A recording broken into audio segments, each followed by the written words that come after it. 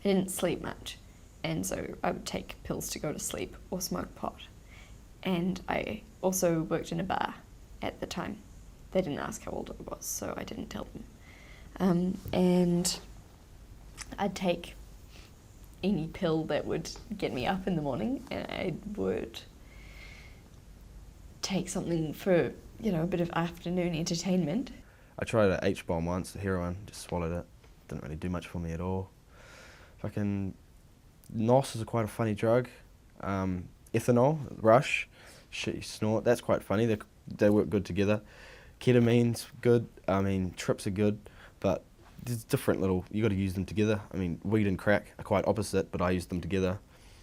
When I was on trips, I'd like to snort K, and take ethanol and NOS at the same time. That was like a different drug in itself.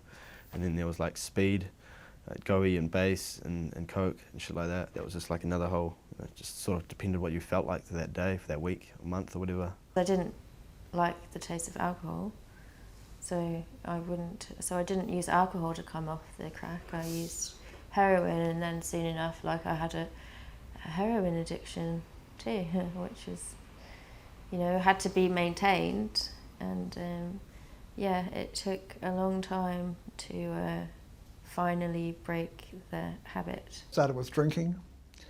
When I discovered I used speed in my first year at university because one of my chums, the parent was a doctor, and there were bottles of methadone and dexedrine.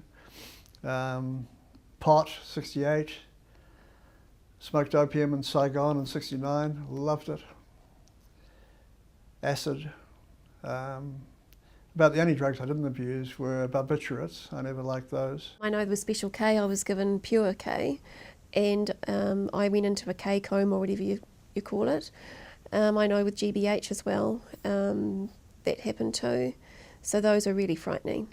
And E as well, I got hypothermia a couple of times, especially when I was very low in weight, and my body would just shut down the organs, and I couldn't warm up again.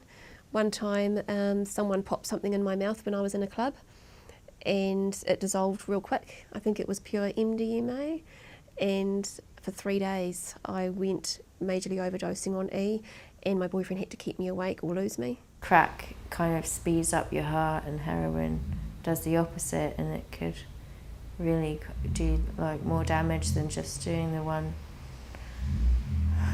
drug. But at the same time, I think doing those both in combination actually probably saved my life when I tried to kill myself. It sounds strange, but true. It's often not the drug, it's the way you use it. And one of the many early revelations I had was that instead of using drugs like a tool, I used them like a club, to club myself into submission. So, in my days of heavy drug use, I'd chain smoked pot. Even though I was shooting all the time, I'm in India in the morning, the first thing I'd do would be to have a taste. The second thing I'd do with the taste inside me would be to sit and roll my hash joints for the day, and I'd roll 20. K, MDMA, a bit of P. P was always quite a boring drug. It was always one of those, at the end of a weekend when I'd run out of everything else, on a Sunday night, maybe I'd take some P because it was there. But it's a really boring drug. I don't understand the appeal. And never have I thought, I could really go a bit more of that. I don't know, maybe I'm lucky that it doesn't fascinate me like it does others. In fact, I'd definitely say that I'm lucky. Lots of MDMA. MDMA was definitely my drug of choice. And pot. Pot's just easy. It's quite a social drug. It's really... And I smoked as well.